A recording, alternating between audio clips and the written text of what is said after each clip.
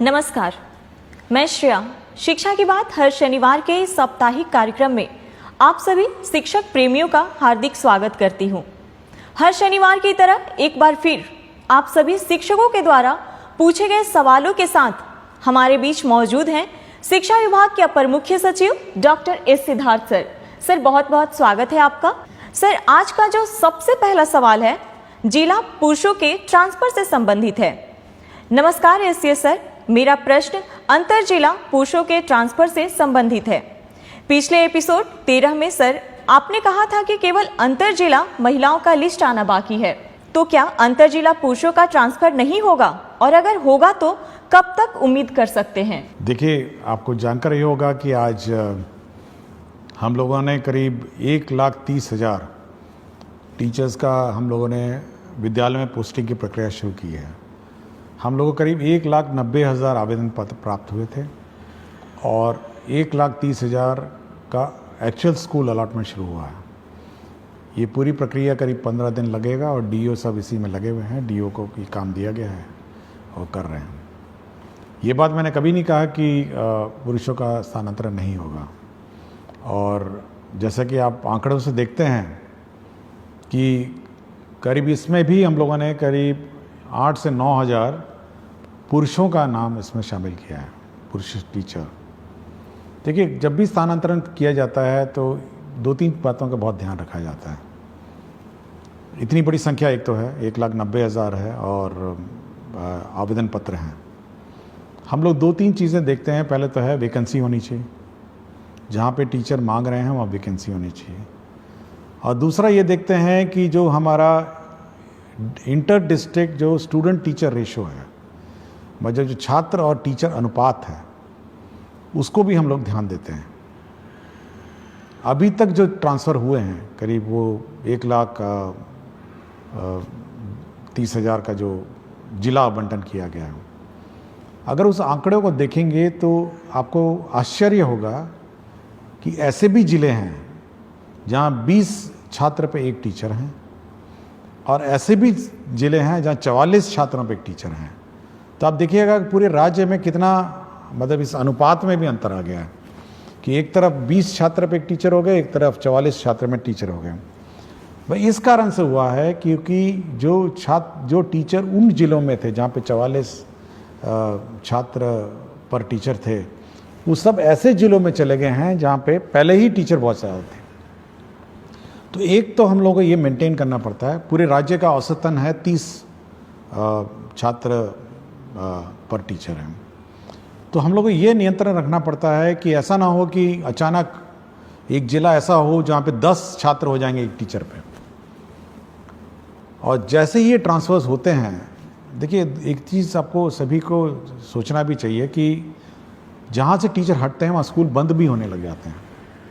मतलब क्योंकि टीचर की कमी हो जाती है, जहाँ पे 5 टीचर थे अब 2 टीचर हो जाएंगे, तो स्कूल भी बंद होने लगते हैं। तो एक और जहाँ पे टीचर्स की अपनी व्यक्तिगत समस्याएं हैं, वहाँ पे सभी को छात्रों की भी समस्याओं को समझना चाहिए। मतलब छात्र भी, मतलब जहाँ उसको 5 टीचर आज थे, जैसे ही वो टीचर स्थानांतरण होकर चले जाएंगे उसके बाद 2 टीचर बच जाएगा, और वही 5-6 क्लासेस जो हैं वो अब 2 टीचर पढ़ाएंगे। तो कितना कठिनाई छात्र को होगा। तो ये सब देखते हुए हम लोग करते हैं। फिर भी हम लोगों ने 1,30,000 टीचर्स अकोमोडेट किए हैं, और सबसे ज़्यादा जो हम लोग का प्रेशर है, जो सबसे ज़्यादा टीचर्स का स्थानांतरण का जो दबाव है, वो है पटना ज़िला में। और पटना ज़िला में इतना ज़्यादा दबाव है, ऐसा लगता है जैसे, मतलब एक अनुमान हम कहेंगे कि 15,000 टीचर जो हैं और पटना की तरफ जिला का ऑप्शन दे चुके हैं। तो इतनी बड़ी संख्या में जैसे ही 15,000 टीचर हम लोग अकोमोडेट करने की कोशिश करते हैं, तो आप अनुमान लगा सकते हैं कि मतलब स्टूडेंट और टीचर रेशो पूरे राज्य का कितना मतलब अजीब हो जाएगा। तो हम लोग कोशिश कर रहे हैं। हम लोग जहाँ जहाँ पुरुषों ने मांगा, जहाँ पर वैकेंसीज थी, जहाँ जहाँ टीचर्स कम थे, हम लोगों ने वहाँ ज़िलों में पुरुषों को भी हम लोगों ने अकोमोडेट किया। अभी उनके इनबॉक्स में दिख नहीं रहा होगा, 1-2 दिन में वो भी पुरुषों में भी दिख जाएगा। तो धीरे धीरे जैसे जैसे वैकेंसीज आती जाएंगी या हम लोग को दिखने लग जाएंगी, हम लोग करेंगे। तो मैंने कभी ये नहीं कहा कि पुरुषों का नहीं करेंगे, हम केवल यही एक कंस्ट्रेंट है कि हम लोग शिक्षक छात्र अनुपात देखते हैं और वैकेंसी देखते हैं, और जैसे जैसे होगा होगा। लेकिन टीचर्स को भी समझना चाहिए कि छात्रों पर क्या गुजरती है और कितना कष्ट हमारे छात्रों पर होता है।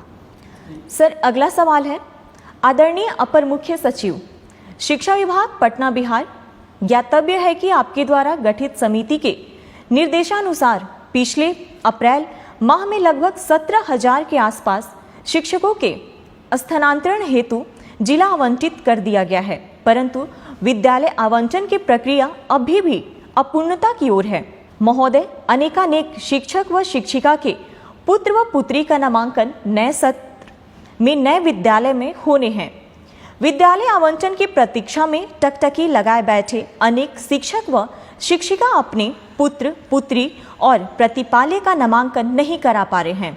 महोदय से विनम्रता पूर्वक अनुरोध है कि जिन शिक्षक व शिक्षिका का जिला आवंटन हो चुका है उन्हें यथाशीघ्र विद्यालय आवंटित कराने की महती कृपा करें। आपका ही अपना सेवक। देखिए, ये ज़रूर है कि थोड़ा विलम्ब हुआ है सभी को अपना विद्यालय अलॉटमेंट का, लेकिन मैं चाहूँगा कि सभी शिक्षकों को इसकी प्रक्रिया की भी थोड़ी जानकारी देना चाहता हूँ कि किस प्रकार कितना कठिन होता है ये स्कूल आवंटन की प्रक्रिया। देखिए, अगर कोई नया टीचर आता है, जैसे TRE 3 आपने देखा होगा, हम लोगों ने प्रखंड मांगा और सबको अलॉट कर दिया। ये बहुत सिंपल प्रक्रिया है कि नया टीचर आया और उसको स्कूल में। लेकिन यदि कोई TRE 1 और TRE 2 जिसको पूर्व में पहले ही स्कूल आवंटित है और वो ऑलरेडी पदस्थापित है, स्कूल में संचालित है, उसका ट्रांसफ़र सबसे डिफिकल्ट काम है, क्योंकि उसको उस स्कूल से हटाना है, दूसरे स्कूल में ले जाना है, और 38 जिलों से टीचरों को चलना है, मतलब शिफ्ट होना है, और 38 जिलों में पोस्टिंग करना है। मतलब आप अगर उस शीट को देखेंगे, जब शीट देखते हैं तो बिल्कुल भयावह दिखता है कि 1,90,000 टीचर जो पूर्व में किसी व्यवस्था से पोस्टेड थे और अपने अपने जिलों में पोस्टेड थे, कोई भी ऑर्डर से, जिस भी ऑर्डर से हो, रैंडम कर दिया गया हो या अन्य है, उस पूरी व्यवस्था को जब हम लोग फिर एक बार रिकैलकुलेट करते हैं और ऑप्शन के हिसाब से 1,90,000 अभ्यावेदन में से हम लोग करीब 1,30,000 हम लोग निकाल पाए हैं। 1,30,000 का मतलब ये है कि 1,30,000 टीचर इधर से उधर जा रहे हैं, मतलब स्कूल से दूसरे स्कूल जा रहे हैं, ये टीचर उधर से उधर जा रहा है। तो इतनी कॉम्प्लिकेटेड जो प्रक्रिया है, और उसमें ये भी देखना है कि जो टीचर जब जा रहा है तो उसका रिप्लेसमेंट दूसरा टीचर कर रहा है नहीं कर रहा है। पता चला मैथ्स का टीचर चला गया एक स्कूल छोड़ के, दूसरा मैथ्स का टीचर पहुंचा नहीं, या फिर प्राइमरी में 5 टीचर में थे, 3 टीचर चले गए, पता चला 3 टीचर रिप्लेस नहीं हुए। तो एक किसी स्थापित व्यवस्था जिसमें पहले से ही किसी व्यवस्था में पोस्टिंग TRE 1 TRE 2 हो गया हो या अन्य जो पोस्टिंग हो गया हो, उस पूरे पोस्टिंग व्यवस्था को फिर से अभ्यावेदन के हिसाब से मतलब उनके प्लेस ऑफ पोस्टिंग को परिवर्तित करने में बहुत मेहनत लगता है, और ये केवल एक सॉफ्टवेयर के माध्यम से ही हो सकता है कि लोग अपना करेंगे।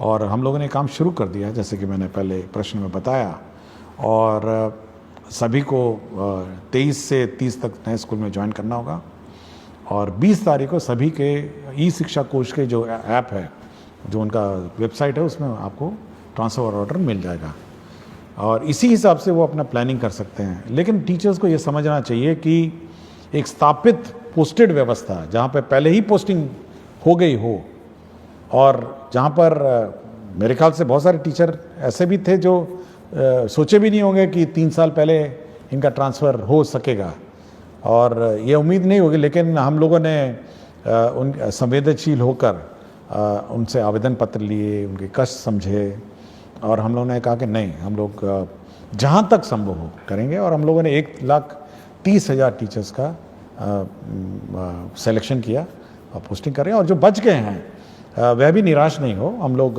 बाद में अब फिर रिकैलकुलेट करेंगे, जब सब टीचर्स पोस्टेड हो जाएंगे एक बार रिकैलकुलेट करेंगे और फिर इसका फिर वो पोस्टिंग का फिर हम लोग प्रक्रिया आरंभ करेंगे। और मैंने ये भी कहा है कि जो छूट गए हैं किसी कारण से, पूर्व के TRE 1 TRE 2 और सक्षमता हो, वो अपना एप्लीकेशन विड्रॉ भी कर सकते हैं और रीअप्लाई कर सकते हैं, ये मैंने कहा है।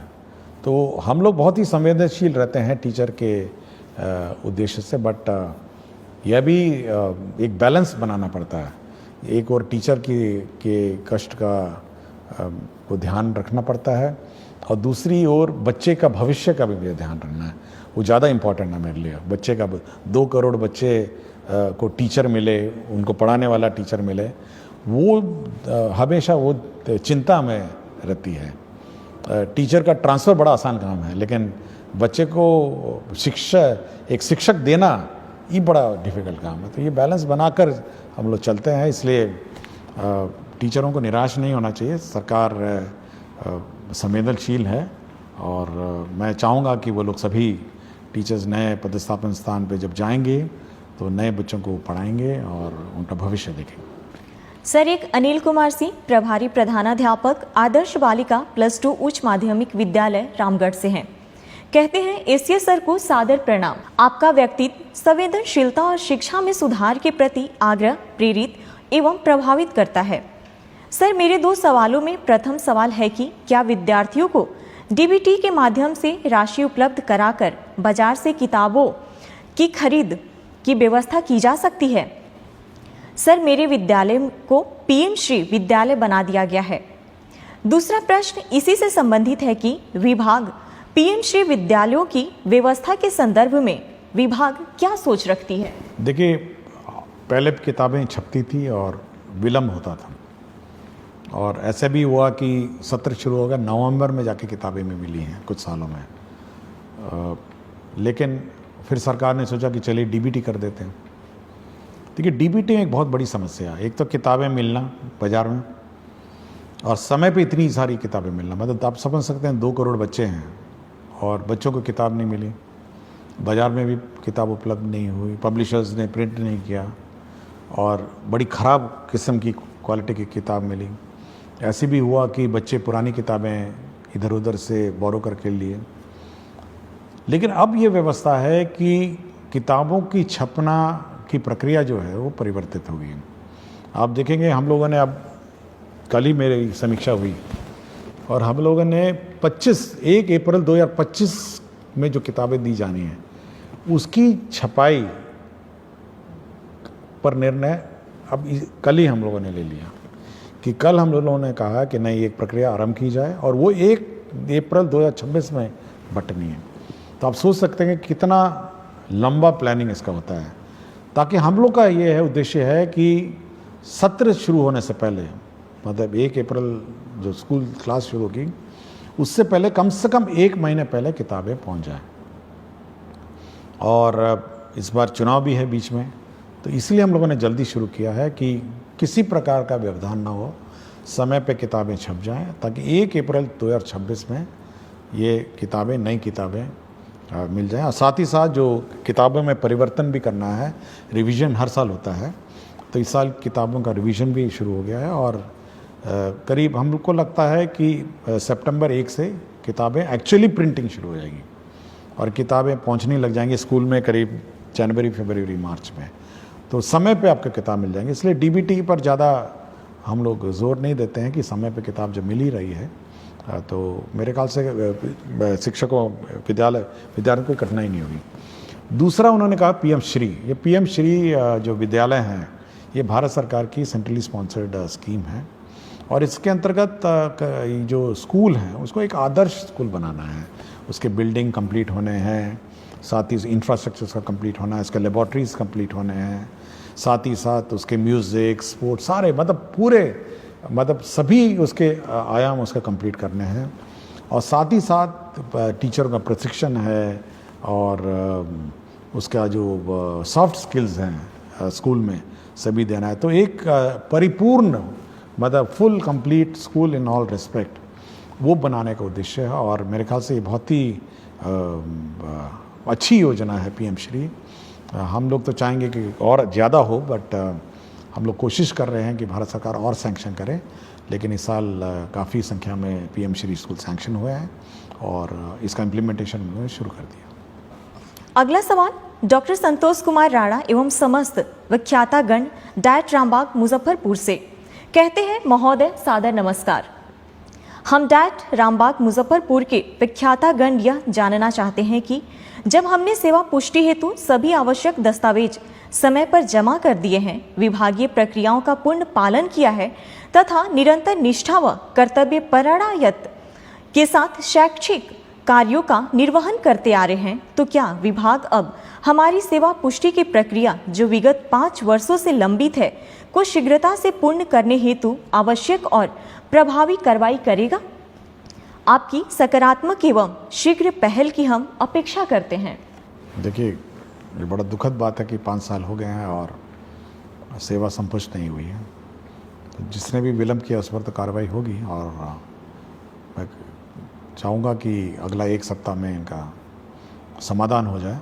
और हम लोग का हमेशा ये रहा है कि जो सेवा पुष्ट है, सेवा संपुष्टि है, अगर कागजात सभी पूरे हो गए होंगे तो संपुष्टि समय पे हो, ऐसे विलम्ब नहीं हो। और विलम्ब होगा तो संबंधित पदाधिकारी या कर्मचारी जो भी होगा उस पर कार्रवाई होगी। तो कार्रवाई तो होगी, लेकिन काम भी हो जाना चाहिए और 1 सप्ताह में इसको हम लोग करवा देंगे। अगला सवाल अनिल कुमार पांडे, माध्यमिक शिक्षक, उत्क्रमित माध्यमिक विद्यालय धुरलक समस्तीपुर से। माध्यमिक स्तर के गणित विषय को सुलभ व सरल बनाने की भविष्य में विभाग की कोई योजना है? जैसे गणित विषय के शिक्षकों का विशेष प्रशिक्षण, अभ्यास पुस्तिका का विभाग द्वारा बच्चों के लिए उपलब्धता, आधुनिक तकनीक के उपयोग की संभाव्यता या अन्य? देखिए, मैथ्स बहुत इम्पॉर्टेंट सब्जेक्ट है और मैं पिछले बहुत सारे एपिसोड में मैंने कहा है। हम लोगों ने पिछले बार 100 दिन वाला कैंपेन भी चलाया था कि 100 दिन केवल मैथ्स और रीडिंग की क्लासेस, पहले क्लास और दूसरी रहेगी। हम लोगों ने FLN भी हम लोगों ने डेवलपमेंट प्रोसेस किया, बहुत सारे FLN किट्स भी डेवलप हुए। और हम लोग का है कि मैथ्स जैसे सब्जेक्ट है, बहुतों को कठिन भी लगता होगा, लेकिन FLN किट के माध्यम से उसको सरल बनाया जा सकता है और लर्निंग भी ईजी बनाई जा सकती है। और मैं पिछली बार जब ACRT में एग्जीबिशन में गया था तो बहुत अच्छे इनोवेटिव FLN किट्स भी थे जो मैथ्स से संबंधित थे, केवल मैथ्स से संबंधित थे। और मैं चाहूँगा ACRT इसको प्रचार प्रसार करे और टीचर्स का ट्रेनिंग दे, और टीचर्स के ट्रेनिंग में कम से कम ये FLN किट्स कैसे मैथ्स पढ़ाए जाएं इस पर विशेष ध्यान दें। और साथ ही साथ SCRT में भी हम लोग इस बार जो टीचर्स ट्रेनिंग का जिस साल का सत्र है उसमें FLN और मैथ्स और रीडिंग एबिलिटीज़ बच्चों में कैसे डेवलप की जाए इस पर ट्रेनिंग पे हम लोग जोर देंगे। सर, अगला सवाल भूपेंद्र कुमार त्रिपाठी, मध्य विद्यालय कर्मा, गुरारू गया, BPSC TRE 2 द्वारा चयनित गणित विज्ञान का शिक्षक है।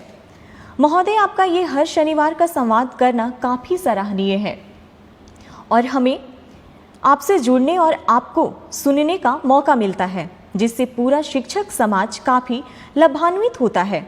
महोदय, बिहार में ट्यूशन की वैल्यू इतनी ज़्यादा है कि बच्चे स्कूल ना आकर वहाँ जाते हैं, और सबसे बड़ी विडंबना यह है कि सरकार को मालूम है कि काफ़ी सारे ट्यूशन टीचर स्कूल के समय में ही क्लासेस चलाते हैं। इस वजह से काफ़ी बच्चे स्कूल नहीं आते। इस पर सरकार कोई कार्यवाही क्यों नहीं कर रही है? मैं पिछले साल से अब तक कई बार गांव में जाकर और पेरेंट्स टीचर मीटिंग करके लोगों को समझा चुका हूं, परंतु अभी भी बहुत सारे बच्चे रेगुलर स्कूल नहीं आते हैं। इसके लिए सरकार क्या कदम उठाएगी?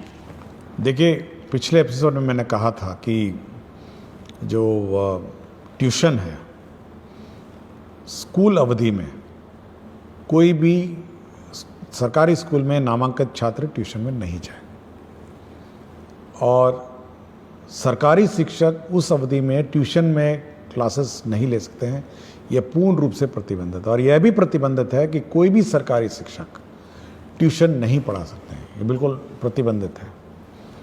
और यदि कोई शिक्षक जानबूझ के और इस मतलब जबरदस्ती या जानबूझ के इस रूल का उल्लंघन करता है कि मतलब वो सरकारी शिक्षक जो है वो किसी ट्यूशन क्लास मतलब ट्यूशन कोचिंग सेंटर में पढ़ाएगा, तब तो उस पर कार्रवाई हो जाएगी। उसका काम ये है कि जो हमारे स्टूडेंट हैं, सरकारी स्कूल में स्टूडेंट हैं, उनको पढ़ाए। यह बिल्कुल अलाउड नहीं है कि कोई भी सरकारी टीचर किसी कोचिंग सेंटर में पढ़ाएंगे। ये मैं बिल्कुल स्पष्ट कर दिया हूँ और इस संबंध में हम लोग स्पष्ट निर्देश भी देंगे।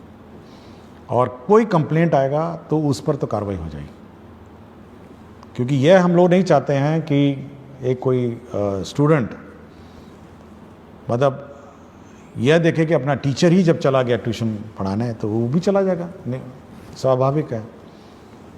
तो यह पब्लिक को भी अलर्ट होना है और बाकी टीचर्स को भी अलर्ट होना है कि किसी भी परिस्थिति में सरकारी शिक्षक ट्यूशन नहीं पढ़ाएंगे और सरकारी स्कूल में जो नामांकित छात्र हैं वह ट्यूशन सेंटर में नहीं जाएंगे ट्यूशन अवधि में, मतलब सॉरी, जो स्कूल अवधि में।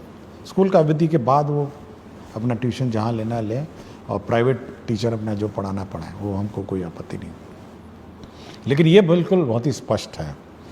और हम लोग biometric attendance, photo based attendance शुरू करने वाले हैं स्टूडेंट्स का भी। तो जल्दी जैसे लौटेंगे अपने समर वेकेशन से, तो स्टूडेंट्स का बायोमेट्रिक अटेंडेंस भी हम लोग कंपलसरी कर देंगे। तो यह हम लोग यह टॉलरेट नहीं करेंगे कि स्टूडेंट्स क्लास मिस करें, क्लास से गायब रहें, अन्यथा कहीं घूम रहे होंगे। ये बायोमेट्रिक अटेंडेंस स्टूडेंट्स का भी हम लोग समर वेकेशन के बाद शुरू कर देंगे। सर, अगला सवाल है। नमस्कार एससीएस सर, मैं राशिद आलम यूएमएस भीमाइन खैरा जमुई में उर्दू टीचर के रूप में कार्यरत हूँ। सर, मेरे स्कूल में उर्दू के स्टूडेंट हैं, उर्दू में पढ़ाई भी होती है, लेकिन एग्ज़ाम के क्वेश्चन पेपर उर्दू सब्जेक्ट का नहीं आता है। मजबूरन संस्कृत सब्जेक्ट का एग्ज़ाम लेना पड़ता है। कृपया इसका सॉल्यूशन कीजिए। नहीं, ये बिल्कुल गलत है और मैं ये चेक करूँगा कि उर्दू का पेपर क्यों नहीं गया। उर्दू का अगर पढ़ाया जाता है तो उर्दू का पेपर जाना चाहिए, संस्कृत का पढ़ाया जाता है तो संस्कृत जाना चाहिए। ये बिल्कुल गलत है कि उर्दू पढ़ के संस्कृत लिखेगा या संस्कृत पढ़ के उर्दू है, नहीं, ये गलत, बिल्कुल गलत। और जहाँ पर भी लापरवाही हुई है मैं इसको चेक करूँ। सर, अगला सवाल नरेश कुमार, निराला जिलाधिकारी से पुरस्कृत विशिष्ट शिक्षक, आदर्श प्राथमिक विद्यालय केवला से। कहते हैं, जी नमस्कार सर, शिक्षा की बात। शनिवार मेरा प्रश्न है कि वर्ष 2007 में हजारों नवसृजित प्राथमिक विद्यालय खोला गया और सैकड़ों प्राथमिक को उत्क्रमित कर मध्य विद्यालय बनाया गया, जो काफ़ी सराहनीय कार्य रहा।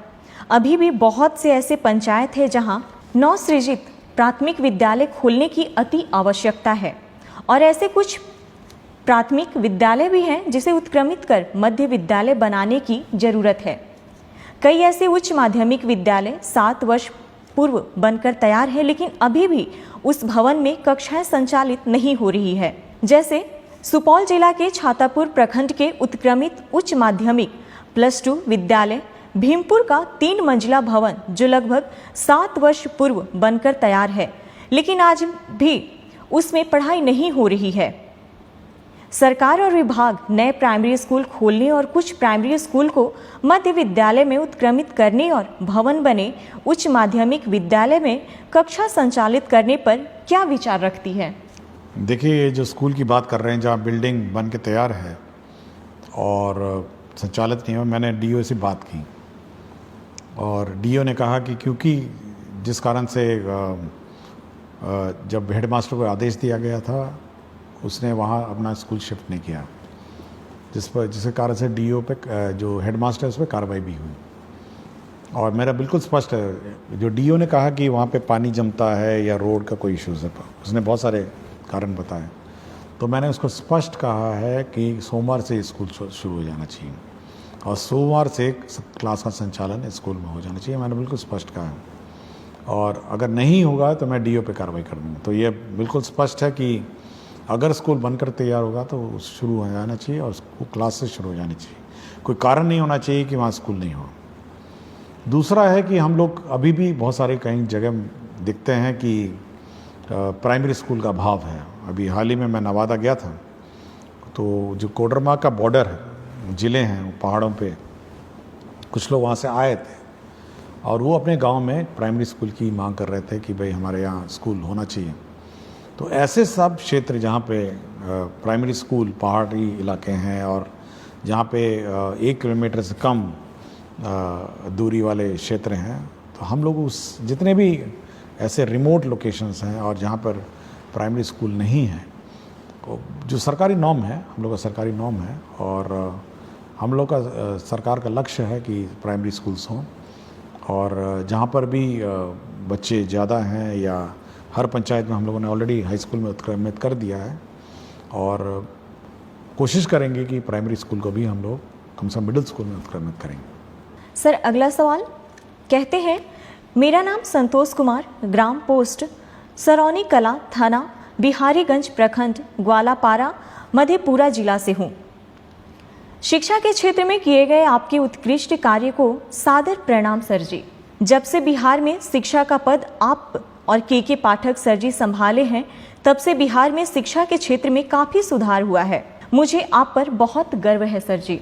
महोदय से मेरा प्रश्न यह है कि जिस प्रकार से बच्चों को सर्वांगीण विकास के लिए खेलकूद एवं कला प्रशिक्षण भी अनिवार्य है, जिसमें बच्चों को खेल तो कराया जाता है किंतु कला नहीं सिखाया जाता है, जबकि शिक्षा और कला एक दूसरे का पूरक है।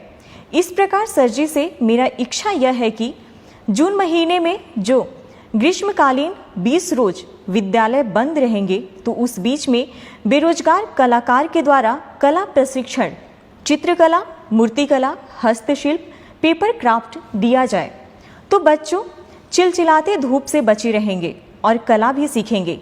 एक बार फिर आप मुख्य सचिव डॉक्टर एस सिद्धार्थ सर जी से सादर प्रार्थना है कि बेरोजगार कलाकार को कुछ मानदेय पर ग्रीष्मावकाश विद्यालय में कला प्रशिक्षण शुरू करने की कृपा की जाए। पूरा ईमानदारी के साथ प्रशिक्षण देंगे। इस मानदेय से हम जैसे गरीब कलाकार की आगे पढ़ाई जारी रह सके। मेरे घर की जिम्मेदारी मेरे ऊपर है। मेरे पिताजी पैर से विकलांग हैं। मेरा इच्छा है कि हम ललित कला शिक्षक बने।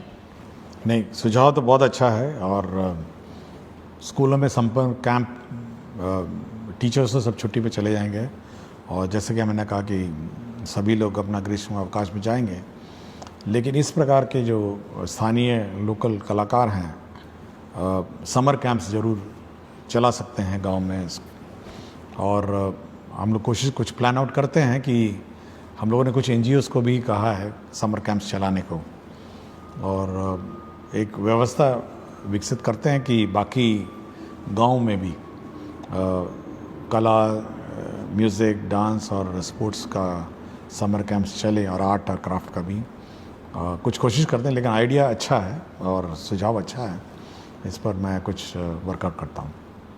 एक सवाल है सर, नमस्ते। मैं शशिकांत कुमार, प्राथमिक विद्यालय ताती टोला, बभन गामा, जिला खगड़िया से में 2014 से शिक्षक के रूप में कार्यरत हूँ। मुझे समाज सेवा करना अच्छा लगता है। सरकार के द्वारा किसी प्रकार की योजना सरजमी तक लाना एक कठिन परिश्रम है। बदलते समय में हर व्यक्ति अपने निजी स्वार्थ के कारण सरकार के द्वारा महत्वाकांक्षी योजना को लोगों तक नहीं पहुंचा पाते हैं। सर, अब मैं राष्ट्रीय शिक्षा नीति 2020 में प्रथम कक्षा से नीचे 2 कक्षा का संचालन करने की चर्चा है, जिसमें आंगनबाड़ी प्रत्येक वार्ड में संचालित किया जाता है, और आंगनबाड़ी में 2 महिला स्टाफ सेविका और सहायिका होते हैं। छोटे बच्चों का प्रथम स्कूल आंगनबाड़ी ही होते हैं, परंतु मध्यम वर्ग के बच्चे प्ले स्कूल जाते हैं। आंगनबाड़ी में 2 महिला स्टाफ, सेविका और सहायिका का कार्य। सेविका प्रधान संचालन करता एवं सहायिका बच्चों को लाना और मध्याह्न भोजन बनाकर खिलाना। सेविका द्वारा 16 से 20 पंजी का संधारण करना होता है। स्टाफ उपस्थिति पंजी, अन्नप्राशन पंजी, गोद भराई पंजी, भंडार पंजी, टीकाकरण पंजी, सामाजिक बैठक पंजी, दूध वितरण पंजी, राशन वितरण पंजी, बालवाड़ी बच्चा उपस्थिति पंजी, विवाह पंजी, विवाह, मृत्यु एवं जन्म पंजी, महिला मंडल बैठक पंजी, सर्वे पंजी, निरीक्षण पंजी, वजन पंजी, मुख्यमंत्री कल्याण कन्या उत्थान योजना पंजी, प्रधानमंत्री मातृ वंदना योजना पंजी, जिसमें सेविका क्या क्या करे। सरकार की शिक्षा और पहल में जन्म के बाद 3 से 6 साल में के बच्चों को बालवाड़ी में शिक्षा दी जाती है, जिसमें शैक्षणिक गतिविधि के लिए स्टाफ की कमी है। सर, मेरा ध्यान शिक्षा सेवा की ओर है। वह अपने टोला से या विद्यालय के पोषक क्षेत्र के टोला से बच्चों को स्कूल तक पहुंचाना और पोषक क्षेत्र में बच्चों को ट्यूशन पढ़ाने का दायित्व है, जिसमें यह मेरा मानना है कि सर की टोला सेवक या शिक्षा सेवक को आंगनबाड़ी में बालवाड़ी के बच्चों को पढ़ाने के लिए एक प्रावधान लाने की आवश्यकता है, क्योंकि सर एक सरकार की योजना को मैं समझना चाहता रहा हूँ कि एक वार्ड में प्रायः एक आंगनबाड़ी होते हैं, प्रत्येक वार्ड में 80 से 100 बच्चे रहते हैं, परंतु आंगनबाड़ी में बालवाड़ी में 40 बच्चों का नामांकन किया जाता है, शेष बच्चे इधर उधर रह जाते हैं, जिस कारण जब वह बच्चा 6 वर्ष का हो जाता है तो उसे पढ़ना और विद्यालय जाना अच्छा नहीं लगता है। सर, अंत में मैं यह कहना चाहता हूं कि वर्तमान समय में सरकारी विद्यालय में शिक्षक की उपस्थिति ठीक ठाक हो गई है और शिक्षक सेवक को बालवाड़ी में बच्चों को पढ़ाने के लिए समय का प्रावधान लाना चाहिए। देखिए, ये ज़रूर जो सुझाव करता है, उन्होंने आंगनबाड़ी में जितने प्रतिवेदन और प्रपत्र भरने पड़ते हैं, मैं भी बड़ा आश्चर्य हुआ कि इतनी रिपोर्ट्स और कागजात किसी आंगनबाड़ी सेविका को भरने पड़ते हैं। मैं भी बहुत आश्चर्य रहा और बहुत अच्छा उन्होंने जानकारी दी। हम लोग का ये जो कार्यक्रम है उसमें ये है कि जितने भी हम लोग आंगनबाड़ी के बच्चे हैं वो तो आंगनबाड़ी में पढ़ते हैं, 40 बच्चे जैसे कहा, और बाकी बच्चों को प्री स्कूल के रूप में जो प्राइमरी स्कूल है उसमें रखने का प्रावधान है। और हम लोग ने शुरू ही किया अभी कि जितने भी नॉन आंगनबाड़ी, जो आंगनबाड़ी में बच्चे नहीं हैं, उनको प्ले स्कूल के रूप में प्राइमरी स्कूल में रखा जाए, और जिसको कहते हैं प्री प्राइमरी, और उसमें रखने के बाद 2 साल रखने के बाद फिर वो बच्चे अपना स्कूल में आ जाएंगे।